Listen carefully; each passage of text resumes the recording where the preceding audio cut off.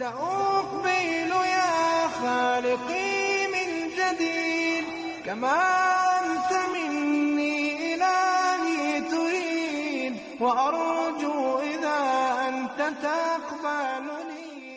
نحمده ونصلي على رسوله الكريم أما بعد فأعوذ بالله من الشيطان الرجيم بسم الله الرحمن الرحيم رب اشرح لي صدري ويسر لي أمري واحلل عقدة من لساني يفقهوا قولي. فالتقطه آل فرعون. اب ہوتا کیا ہے، بچہ ڈال دیا جاتا ہے اس میں، آل فرعون اس کو اٹھا لیتے ہیں. لام قاف توئے لقطہ، لقطہ کہتے ہیں گری پڑی چیز کو اٹھانا. یہاں مجھے یوسف علیہ السلام کا واقعہ یاد آ رہا تھا کہ ان کو کنویں سے اٹھایا گیا تھا، کنویں سے نکالا گیا تھا، اور یہاں ان کو دریا سے اٹھایا جا رہا ہے. فالتقطه آل فرعون، اور آل میں نوکر چاکر رعایا سب آتے ہیں. آل فرعون نے اس کو اٹھا لیا. کہا یہ جاتا ہے کہ وہ ٹوکری جو تھی یا کشتی جو تھی یا وہ ڈبہ جس میں موسیٰ علیہ السلام کو ان کی والدہ نے ڈال کر دریا کی نظر کیا تھا، وہ بہتا بہتا فرعون کے محل کے پاس آ گیا. لِيَكُونَ لَهُمْ عَدُوًّا وَحَزَنًا، تاکہ وہ بن جائے ان کے لیے، کون؟ موسیٰ علیہ السلام، عدوًا دشمن، وحزنًا اور غم کا سبب، غم کا ذریعہ. لیکن ان کو پتہ تو نہیں تھا نا. آپ دیکھیے نا کہ انداز کیسا ہے. فرعون کے آل نے یا گھر والوں نے اسے دریا سے نکال لیا تاکہ وہ ان کا دشمن اور ان کے لیے غم کا سبب بن جائے. اب دیکھیے کہ جو تقدیر میں لکھا ہوتا ہے نا، انسان خود بخود اس کی طرف چل پڑتا ہے. بعض اوقات انسان بہت بے بس ہوتا ہے. فرعون کتنے وسیع پیمانے پہ تدبیریں کر رہا تھا. شاید دنیا میں کوئی اور ایسی مثال نہ ملتی ہو کہ جس میں معصوم بچوں کا اتنا وسیع پیمانے پہ قتل عام کیا گیا اور صرف ایک شخص کو بچانے کے لیے. اس نے کتنا شدید ظلم کیا، کس قدر ظلم ڈھایا، لیکن نتیجہ کیا نکلا، حاصل کیا ہوا؟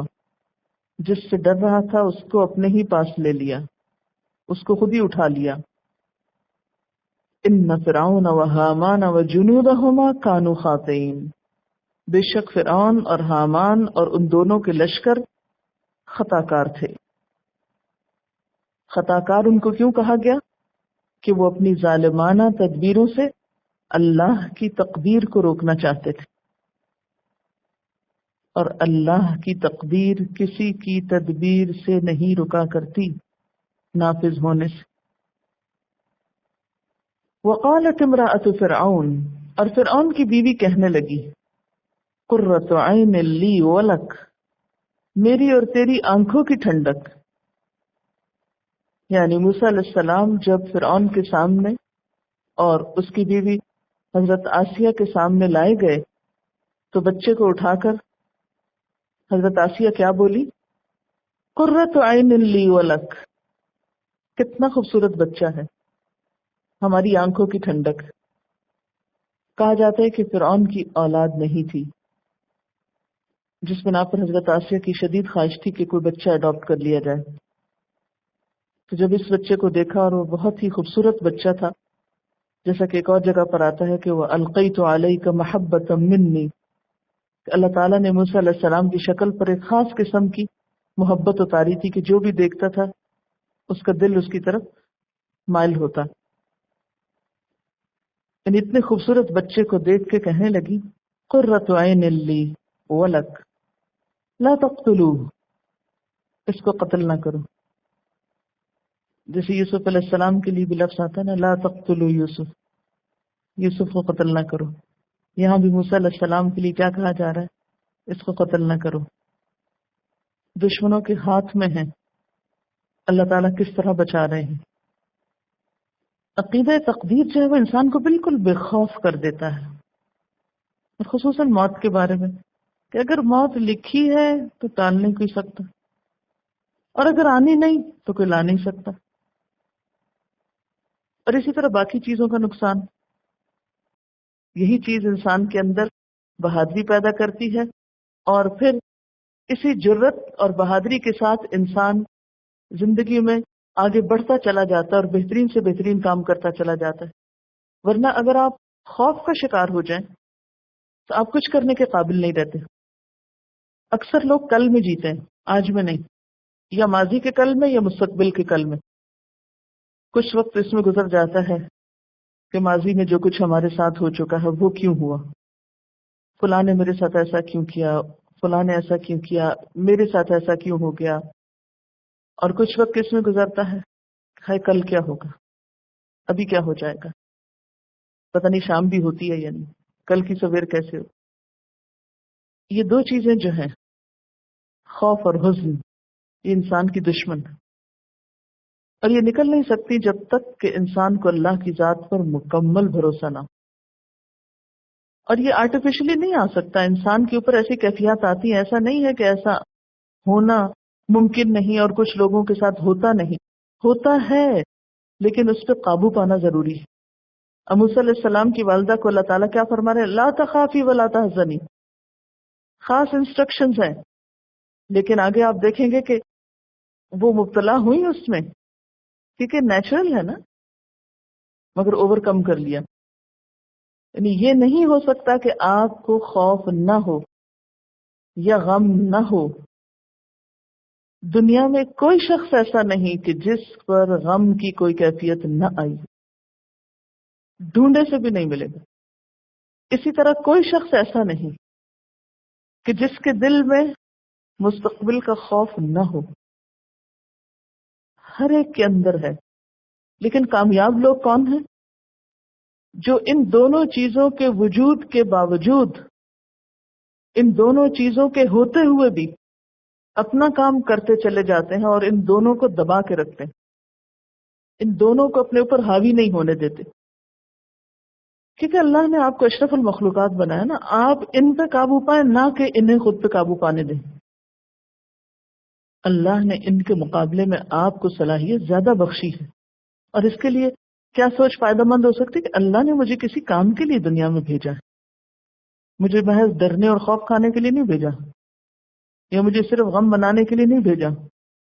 میرے پیدا کرنے کا کوئی مقصد ہے، مجھے اللہ نے کچھ صلاحیتیں دی ہیں، مجھے ان کو استعمال کرنا ہے. کب تک کرنا ہے؟ جب تک اللہ چاہتا ہے.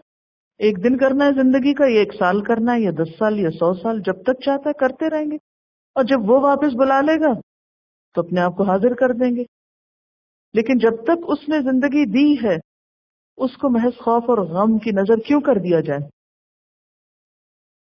لا تقتلوہ، وہیں سے آواز آئی کہ اس کو قتل نہ کریں، کیونکہ یہ بات تو کھل چکی تھی نا کہ یہ بنی اسرائیل کا بچہ ہے اور کہیں یہ نقصان نہ دے. لیکن اس کو اگر بیٹا بنا لے تو کتنے ہی فائدے ہو سکتے ہیں. عسیٰ ینفعنا، ہو سکتا ہے ہمیں بہت فائدہ دے. او نتخذہ ولدا، یا ہم اس کو اپنا بچہ ہی بنا لے. وہم لا یشعرون، اور وہ شعور نہ رکھتے تھے کہ وہ کیا باتیں کر رہے ہیں، کہ وہی بچہ ہے ان کے پاس جس کو مارنے کے لیے بہت سو کو مارا گیا تھا. یعنی ان کا خیال یہ تھا نا کہ اگر ہم اس کو خود پالیں گے، خود اس کو بڑا کریں گے، پھر یہ ہمارا وفادار ہوگا، ہم اسے بیٹا کہیں گے تو یہ ہمارا بیٹا بن جائے گا، اور اس کو تو یاد بھی نہیں ہوگا وہ کس کی اولاد ہے، اور اس طرح یہ ہمارے لیے بہت فائدے کا ہوگا. عسیٰ ینفعنا، جب اس کو اس کے اصل سے کاٹ دیا جائے گا اور اپنا بیٹا بنایا جائے گا تو پھر تو یہ ہمیں کچھ نقصان نہیں دے سکتا. اچھا، عام طور پر بھی ہم لوگ ایسے ہی سوچتے ہیں نا، اپنی حفاظت کے کئی منصوبے بناتے رہتے ہیں، اولاد کی طرف سے، مال کی طرف سے، جاب کی طرف سے، بزنس کی طرف سے، خود کو مختلف طریقوں سے انشور کراتے رہتے ہیں. لیکن ساری انشورنس اپنی جگہ رہ جاتی ہے جب اللہ کا فیصلہ آتا ہے، کچھ بھی فائدہ نہیں ہوتا. وَأَصْبَحَ فُؤَادُ أُمِّ مُوسَى فَارِغًا، ادھر موسیٰ علیہ السلام کی ماں کا دل فارغ ہو گیا. کس سے فارغ ہو گیا؟ دنیا کی ہر فکر سے، اور بس ایک ہی فکر اس میں آ گھری کہ میرا بچہ، اس کا کیا ہوگا، پتہ نہیں کہاں ہے۔ ہر ماں اس کیفیت کو بہت اچھی طرح سمجھ سکتی ہے کہ جس کا بیٹا اس سے یا جس کا بچہ اس سے جدا کر لیا جائے، وہ اپنا کھانا پینا ہر نعمت بھول جاتی، ہر چیز سے اس کی دلچسپی ختم ہو جاتی ہے۔ اصبح فؤاد ام موسیٰ فارغا، موسیٰ علیہ السلام کی ماں کا دل خالی ہو گیا صبر سے، شدت غم سے، صرف ایک ہی فکر، ایک ہی دکھ، ایک ہی درد اور بے قراری دل میں سما گئی۔ ان کادت لتبدی بھی، قریب تھا کہ وہ راز فاش کر بیٹھتی، یعنی ایسی بے قراری کی کیفیت تھی کہ بول اٹھتی، لیکن اللہ نے دل مضبوط کر دیا۔ لولا ان ربطنا علی قلبها، اگر ہم اس کے دل کو مضبوط نہ باندھتے، ہم اس کے دل کو سہارا نہ دیتے، تو اس سے کیا پتا چلتا ہے؟ بہت راز کی بات ہے کہ دل اللہ کے ہاتھ میں ہے، اس کے حوالے تو کریں اپنے آپ کو کہ وہ باندھ دے آپ کا دل۔ لولا ان ربطنا علی قلبها، یعنی دل کا علاج کسی کے پاس نہیں سوائے اللہ کے۔ دل کے اوپر آنے والی ہر کیفیت کا علاج اللہ کے پاس، خوف ہو، غم ہو، دکھ ہو، پریشانی ہو، بے قراری ہو، اضطراری کیفیت ہو، جیسے پیچھے بھی ہم نے پڑھا امن یجیب المضطر، اور مضطر خواہ مومن ہو یا کافر ہو، بے قرار کوئی بھی ہو، کون جواب دیتا ہے اس کی بے قراری کا؟ وَيَكْشِفُ السُّوءَ، کون دور کرتا ہے تکلیفوں کو؟ وہی۔ لیکن مشکل یہ ہے اور عجیب افسانہ یہ ہے کہ ایسی کیفیات میں ہم بندوں کی طرف رجوع کرتے ہیں اور جس کے ہاتھ میں سب کچھ ہے اس کو بھول جاتے ہیں، اس سے تعلق قائم نہیں کرتے۔ پھر اصلاح کہاں سے ہو؟ پھر علاج کہاں سے ہو؟ پھر فائدہ کہاں سے ہو؟ لولا ان ربطنا، اگر ہم نہ باندھتے، ہم مضبوط نہ کرتے، ہم ڈھارس نہ بندھاتے۔ اور وہ کیا ڈھارس تھی؟ وہ وعدہ کہ تم صبر کرنا، ہم موسیٰ علیہ السلام کو بخیریت تیرے ہی پاس واپس لائیں گے۔ لِتَكُونَ مِنَ الْمُؤْمِنِينَ، تاکہ وہ ہو جائے ایمان لانے والوں میں سے، مان جانے والوں میں سے۔ تکونا یہاں مؤنث کے لیے ہے، مخاطب کے لیے نہیں ہے، یعنی تاکہ ام موسیٰ اعتماد کرے۔ اللہ تعالیٰ اپنے بندوں کو طرح طرح کے امتحانوں میں ڈالتا ہے، اور یہ سنت ہے اللہ کی، اس سے فرار حاصل نہیں کیا جا سکتا۔ اگر آپ یہ کہیں کہ ہماری زندگی ایسے ہو جائے کہ اس میں کوئی امتحان نہ، کوئی آزمائش نہ، کوئی مشکل نہ ہو، تو جب تک آپ دنیا میں ہیں یہ نہیں ہو سکتا، ممکن ہی نہیں۔ اور یہ ہر ایک کے ساتھ ہوتا ہے، انداز اور طریقے اور حالات مختلف ہو سکتے ہیں، لیکن آزمائشیں سب کے لیے ہوتی، مومن کے لیے بھی، کافر کے لیے، کیونکہ دنیا تو ہے امتحان کی جگہ۔ آزمائشیں تو ہو رہی ہے کہ ہم کس وقت میں کس طرح کا بہیو کرتے ہیں، اور ایسے حالات میں جبکہ خود ہمارا دل ہمارے اپنے بس میں نہ ہو۔ اب دیکھیں نا، زبان کو بھی آپ منہ بند کر سکتے ہیں، سیل کر سکتے ہیں، کانوں میں بھی انگلیاں دے سکتے ہیں، آنکھیں بھی بند کر سکتے ہیں، ہاتھ بھی باندھ سکتے ہیں، پاؤں کو بھی زنجیریں ڈال سکتے ہیں۔ دل کا کیا کریں؟ اس کو کیسے باندھیں؟ اگر وہ کسی چیز پہ بے قرار ہے یا غمگین ہے یا خوف میں ہے یا کچھ بھی کیفیت ہے، تو دل کی کیفیات جو تھی شدید ترین کیفیات ہوتی ہیں، اور یہ بندوں کے ہاتھ میں نہیں ہوا کرتا، نہ اپنے ہاتھ میں ہوتا نہ کسی اور کے ہاتھ میں، یہ صرف رب کے ہاتھ میں۔ جیسے حدیث میں آتا ہے نا کہ اللہ کی 2 انگلیوں کے درمیان ہوتا ہے بندے کا دل، پورا کنٹرول ہمارے دلوں کا اس کے ہاتھ میں۔ اس لیے آزمائش کے وقت جب تک اللہ کی طرف رجوع نہ کیا جائے پورے کا پورا، اس وقت تک اصلاح نہیں ہو سکتی، اس وقت تک کام نہیں بنتا۔ پھر اسی طرح یہ ہے کہ آزمائشیں بھی مختلف ہوتی ہیں، کچھ لوگوں کی کم ہوتی ہیں، کچھ کی زیادہ ہوتی ہیں. جتنا جس کا مرتبہ اور رتبہ ہوتا ہے، جتنا جس سے اللہ نے کام لینا ہوتا ہے، اتنی ہی اس کی آزمائش سخت ہوتی ہے. یہ بھی یاد رکھیے، سب سے زیادہ انبیاء علیہم السلام کی آزمائش سخت ہوتی ہے. لیکن جو شخص امتحان کے وقت ثابت قدم رہتا ہے، اللہ کا در نہیں چھوڑتا، اس کے دین کو نہیں چھوڑتا، اس کا راستہ نہیں چھوڑتا، اللہ بھی اس کو سنبھال لیتا ہے. اور یہ کس طرح اپنے آپ کو اللہ کے حوالے کرنا تھا؟ جیسے موسیٰ علیہ السلام کی ماں نے اپنے بیٹے کو حوالے کیا تھا. تھوڑی دیر کے لیے امیجن کریں، کیا آپ یہ کام کر سکتے ہیں کہ دل میں ایک خیال ڈالا جائے آپ کے دل میں، اور پھر آپ اپنے بچے کو جا کے سمندر میں چھوڑیں؟ چھوڑیں گے؟ چھوٹا امتحان نہیں ہے. ایک ماں کے لیے اپنا بچہ سب سے زیادہ پیاری چیز ہوتا ہے، اور پھر وہ بچہ جو چھوٹا ہوتا ہے، اور وہ بچہ جس کو وہ دودھ پلا رہی ہوتی ہے. اس لیے آپ نے غور کیا کہ اللہ تعالیٰ خاص طور پر پہلے دودھ پلانے کا ذکر کرتے ہیں کہ اس کو دودھ پلاتی رہی، کیونکہ جب دودھ چھڑا دیا جاتا ہے پھر ذرا سی اس شدت میں کمی آ جاتی ہے. پھر ذرا بچے اور بڑے ہوتے ہیں، تھوڑا اور کم انڈیپینڈنٹ ہونے لگتے ہیں، تو تھوڑا اور کم کی اب اپنے آپ کو سنبھالنے لگتے ہیں. لیکن جتنی زیادہ اٹیچمنٹ ماں کی دودھ پیتے بچے کے ساتھ ہوتی ہے، اتنی دنیا کی کسی اور چیز کے ساتھ نہیں ہوتی. یہ محبت کی کیفیتوں میں، عقیدت کی اور اٹیچمنٹ کی کیفیات میں شدید ترین کیفیت ہوتی. اس سے زیادہ جذباتی منظر اور کوئی نہیں ہو سکتا. آپ کو یاد ہے کہ ایک دفعہ آپ صلی اللہ علیہ وسلم بیٹھے ہوئے تھے، تو اتنے میں ایک قیدی عورت پکڑ کر لائی گئی جس کا دودھ پیتا بچہ پیچھے رہ گیا تھا. وہ اس طرح دیوانگی کی کیفیت میں تھی کہ جس بچے کو دیکھتی اٹھا لیتی اور اسے دودھ پلانے لگتی، اور اس کی حالت پہ سب ترس کر رہے تھے. تو اس وقت آپ صلی اللہ علیہ وسلم نے لوگوں سے پوچھا کہ تمہارا کیا خیال ہے اس عورت کے بارے میں کہ اگر اس کو اس کا بچہ مل جائے تو وہ اسے آگ میں پھینکے گی؟ آپ صلی اللہ علیہ وسلم ہر واقعے سے لوگوں کو سبق سکھاتے تھے، یعنی مشاہداتی انداز تعلیم تھا آپ کا. تو واقعہ ہوا تو اس موقع پر جب لوگ پوری طرح تیار ہیں بات سننے کے لیے، دلوں پہ اثر ہو رہا ہے، اس وقت ایک خاص بات سکھا دی جو اس موقع کی مناسبت سے ہو.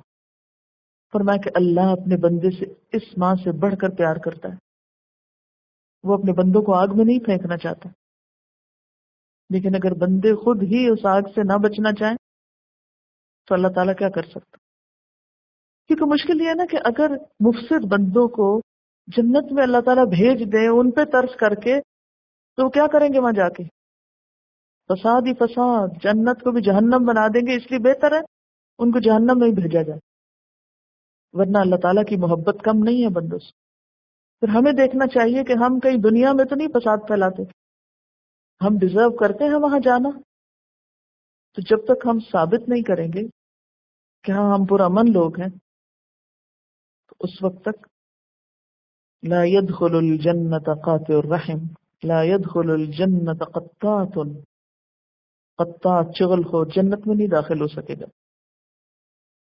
کہنے کا مقصد یہ ہے کہ کوئی بھی چیز جو آپ کی زندگی میں انتہائی عزیز ہو، انتہائی محبوب ہو، انتہائی پیاری ہو، جیسے ایک ماں کو دودھ پیتا بچہ پیارا ہوتا، جس کے بغیر وہ رہ نہیں سکتی، سو نہیں سکتی، کھا نہیں سکتی، اگر اس کو اللہ کے حکم پر وہ بھی چھوڑنا پڑے تو کیا وہ تیار ہے اس قربانی کے لیے؟ کیا وہ ایسا کر سکتی ہے؟ تو جب تک انسان ایسی قربانیاں دیتا نہیں، وہ اللہ کے کام کے لیے چنا نہیں جاتا نا، کیونکہ انسان کسی نہ کسی لیول کے شرک میں مبتلا ہوتا ہے. ہم زبان سے دعویٰ کر رہے ہوتے ہیں کہ ہم اللہ سے سب سے بڑھ کے محبت کرتے ہیں، حالانکہ ہم اللہ سے نہیں کر رہے ہوتے، وہ صرف زبانی کلامی دعوے ہیں ہمارے، عمل نہیں ہے اس پر. عملی طور پر ہمارے دل میں کچھ اور ہوتا ہے، اور بعض اوقات اگر وہ چیز چھننے لگے تو ہم اللہ کا راستہ بھی چھوڑ دیتے ہیں. ہم کہتے ہیں اگر یہ نہیں، میری یہ مرضی پوری نہیں ہوتی، میرے دل کی یہ خواہش پوری نہیں ہوتی، تو میں اللہ کے دین پہ بھی نہیں چل سکتا، میں اللہ کے دین کا کام بھی نہیں کر سکتا. تو پھر اس کا مطلب تو یہ ہے نا کہ اصل تو آپ کی اپنی خواہش نفس ہے جو آپ کے سر پہ سوار ہے، اور آپ کی خواہش نفس ہے جس نے آپ کو پاگل کر رکھا ہے، اور آپ کی خواہش نفس ہے کہ جس کے لیے آپ جی رہے ہیں اور یہ دین اور اسلام اور دین کی خاطر قربانی اور اللہ کے راستے اور یہ ساری باتیں، یہ سب بہانے ہیں صرف وقت پاس کرنے کے. آپ دیکھیے کہ تھوڑا سا ٹیسٹ ہی تو تھا کہ چھوڑو اس بچے کو، ڈالو وہاں. ڈال دیا اللہ کے حکم سے. ہم لے آئیں گے واپس، امید رکھو، یقین رکھو. اور وہ واپس آیا، لیکن وہ جو بیچ کا وقت تھا وہ کاٹنا اور گزارنا کتنا مشکل تھا. اب دیکھیے کہ ہم میں سے ہر ایک کی محبتیں فرق ہے نا. کسی کو مال سے بڑی شدید محبت ہے، کسی کو گھر سے بڑی شدید محبت ہے، کسی کو کسی انسان سے بڑی شدید محبت ہے. محبتوں کے مختلف روپ ہوتے ہیں. ہمیں اپنی روٹین سے، اپنی لائف سٹائل سے، اپنے خاص طرز زندگی سے، تو جب تک اس سے نکلیں گے نہیں اللہ کے کام کے نہیں بن سکتے. اس خول کو توڑنا پڑے گا، اسے قربان کرنا پڑے گا. آج امت مسلمہ دنیا میں مسلمان ہوتے ہوئے، دین کے نام لیتے ہوئے، بہت سے لوگ ہزاروں لاکھوں کی تعداد میں دین کے جھنڈے اٹھا کے بھی دین کے کسی کام کے نہیں ہیں. کیوں؟ اس لیے کہ مقاصد اور نیتیں اور ارادے اور خواہشات کچھ اور ہیں، دین نہیں ہے. نام ہے بس دین کا، لیکن اندر کچھ اور ہے. اسی لیے جب تک اندر تک کی اصلاح نہیں ہوتی، نبی صلی اللہ علیہ وسلم کا کمال یہ ہے کہ آپ نے حقیقی معنوں میں تزکیہ کیا تھا. تو جب تک اندر تک کی اصلاح نہیں ہوتی کام نہیں چلتا. چونکہ ام موسیٰ نے اللہ کے حکم پر بچے کو دریا میں ڈال کر اپنے ہاتھوں سے، آپ دیکھیے نا، ایک ہوتا ہے کہ فرعون کے سپاہی پہنچ جاتے، بچہ چھین کے لے جاتے، وہ that was some thing different. اور ایک ہے اپنے ہاتھ سے بچہ جا کے وہاں ڈالنا. یہ دو مختلف کیفیات ہیں. جب کوئی چھین لیتا نا تو آپ مجبور ہے، بیکا سے بس چھن گیا. اور جب آپ اپنے ہاتھ سے سبمٹ کرتے ہیں کوئی چیز، خود دیتے ہیں جا کے، ایک ہوتا نا مال چوری ہو گیا، اور ایک یہ کہ خود اٹھا کے دیا. فرق ہے نا ان دو کیفیات میں. ایک یہ ہے کہ خدا نخواستہ بیماری آ گئی جس نے آپ کو مشغول کر لیا، اور ایک یہ کہ آپ نے اپنے فارغ وقت کو خود اپنی چوائس کے ساتھ اللہ کے کام میں لگایا، اللہ کی اطاعت میں لگایا. فرق ہے ان دو چیزوں.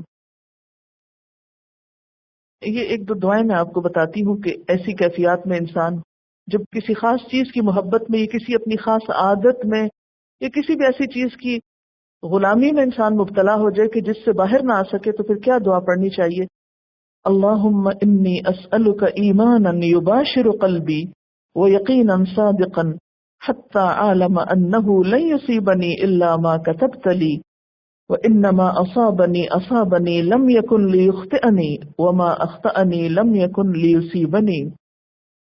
اے اللہ، میں تجھ سے ایسے ایمان اور یقین کا طالب ہوں جو میرے دل کی گہرائیوں میں پیوست ہو جائے، حتیٰ کہ مجھے یقین ہو جائے کہ جو تکلیف تو نے میرے لیے مقدر کی ہے اس کے علاوہ کوئی تکلیف مجھے پہنچ نہیں سکتی، اور میں جس تکلیف میں مبتلا ہوا ہوں وہ ٹلنے والی نہ تھی، اور جس تکلیف سے میں بچ گیا ہوں اس میں گرفتار نہیں ہو سکتا تھا کیونکہ تو نے نہیں کرنا تھا نا. اللہم انی اسألک ایمانا اہتدی بہ ونورا اقتدی بہ ورزقا حلالا اکتفی بہ اللہم اجعلنی احبک بقلبی کلہ وارضیک بجہدی کلہ. اے اللہ، میں تجھ سے ایسے ایمان کا طالب ہوں جس سے میں ہدایت حاصل کرتا رہوں، اور ایسے نور کا متمنی ہوں جس کی روشنی میں چلوں، اور اس کے حلال کا متلاشی ہوں جس پہ قناعت کروں. اے اللہ، مجھے ایسا بنا دے کہ دل کی گہرائیوں سے تجھ سے محبت کروں اور اپنی ساری کوششیں تیری رضا حاصل کرنے کے لیے صرف کر دوں. اللہم اجعل حبی لک کلہ وسعی کلہ فی مرضاتک اللہم ما زویت عنی مما احب فاجعلہ قوة لی فیما تحب واجعلنی لک کما تحب اللہم احفظنی بالاسلام قائما وقاعدا وراقدا ولا تشمت بی عدوا ولا حاسدا. اے اللہ، میری تمام تر محبت اور ساری کوششیں اپنی رضا کے لیے وقف کر لے. اے اللہ، میری جس پسندیدہ چیز کو تو نے مجھ سے روک رکھا ہے اسے میرے لیے باعث قوت بنا اور اپنا محبوب اور پسندیدہ شخص بنا. اے اللہ، اسلام کے ذریعے سے میری حفاظت فرما. میں کھڑا، بیٹھا یا سویا ہوا ہوں، اور میرے دشمن اور حاسد کو میری وجہ سے خوش نہ کر. تو یہاں موسیٰ علیہ السلام کی والدہ کا امتحان کیا تھا؟ اپنے ہاتھ سے ڈالو، اس میں اپنے ہاتھ سے اپنا بچہ دریا میں ڈالو. ذرا چلتے جائیں ساتھ ساتھ، ایک بچہ اٹھا کے موسیٰ علیہ السلام کی والدہ کے تصورات میں اور ڈالیں اس کو پانی میں. تو جب انہوں نے ڈال دیا تو اللہ نے ان کا دل سنبھال لیا.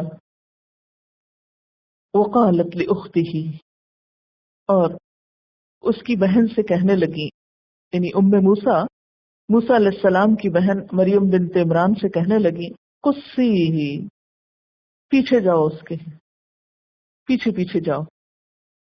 فبصرت بہ عن جنب، تو وہ بھی الگ سے اس کو دیکھتی رہی، یعنی اس طرح جا رہی تھی کہ کنکھیوں سے دیکھ رہی تھی لیکن اس طرح کہ کسی کو پتہ نہ چلے.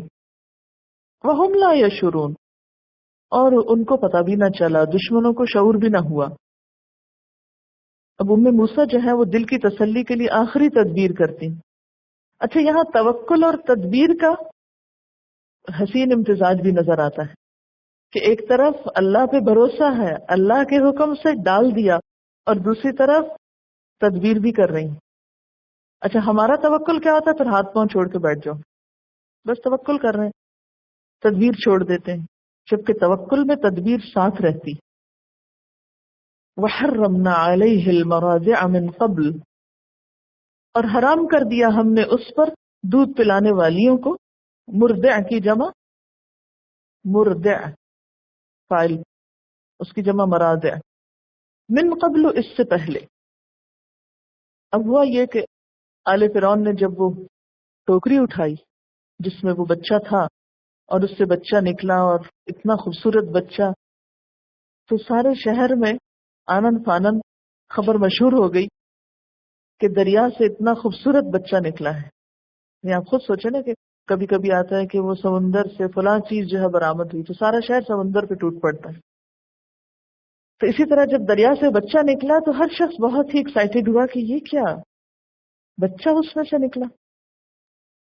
تو اسی ہلے گلے میں ان کی بہن بھی پہنچ گئی وہاں.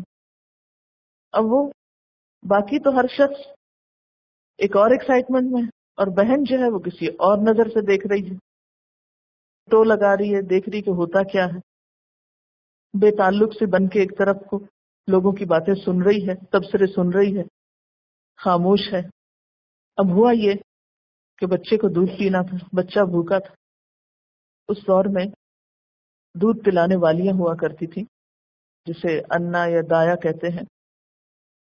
تو جب اس طریقے پر، اور خصوصاً شاہی خاندانوں میں جب اس طریقے پہ دودھ پلوانے کی کوشش کی گئی تو بچے نے دودھ پینے سے انکار کر دیا، اور یہ اللہ کی طرف سے تھا. اب آپ خود سوچیں کہ ایک بچہ بھوکا ہو، تصور میں لائے ایک بھوکا بچہ معصوم سا کہ جو بھوک سے بلبلا رہا اور چیخ رہا اور چلا رہا اور کسی سے چپ نہ ہو رہا ہو، تو وہ سب کو کتنی بڑی پریشانی میں مبتلا کر سکتا ہے، سب کو ہلا کے رکھ دیتا ہے. کبھی چھوٹے بچے گھروں میں جب روتے ہیں نا تو سارے گھر والے جو ہیں اپنے کام چھوڑ دیتے ہیں، کیا ہو گیا اس کو، اور ہر ایک اپنی تدبیر کرتا ہے، اسے چپ کرائے، اسے بہلائے. لیکن بعض اوقات بچے نہیں چپ کرتے، تو کہتے ہیں ان کو نظر لگ گئی ہے، کبھی کچھ ان کے کان میں درد ہے، کوئی کہتا ہے نہیں پیٹ میں درد ہے، کوئی کچھ بتاتا ہے، کوئی کچھ بتاتا ہے. تو اب آپ اسی سین کو امیجن کریں کہ ایک بچہ ہے اور اس نے شور مچا رکھا ہے اور کسی کا دودھ بھی نہیں پی رہا. فقالت، تو اس موقع سے فائدہ اٹھا کے بہن کہتی، هل ادلکم علی اہل بیت یکفلونہ، کیا میں بتاؤں تم کو، دلالت کروں تمہاری ایسے لوگوں کے بارے میں، ایسے گھر کا پتہ بتاؤں جس کے لوگ اس کی پرورش کا ذمہ لیں، یکفلونہ، اس کی کفالت کریں، لکم، تمہارے لیے، یعنی تمہارے لیے کام کر دیں، وہم لہ ناصحون، اور وہ اس کے لیے خیر خواہ بھی ہوں. یہ دو چیزیں ضروری ہوتی ہیں نا بچے کے لیے، ایک کفالت اور دوسرے اس کی خیر خواہی بھی. یعنی کھانا پلانا تو رہا ایک طرف، اس کے ساتھ بچے کو محبت بھی چاہیے، خیر چاہیے.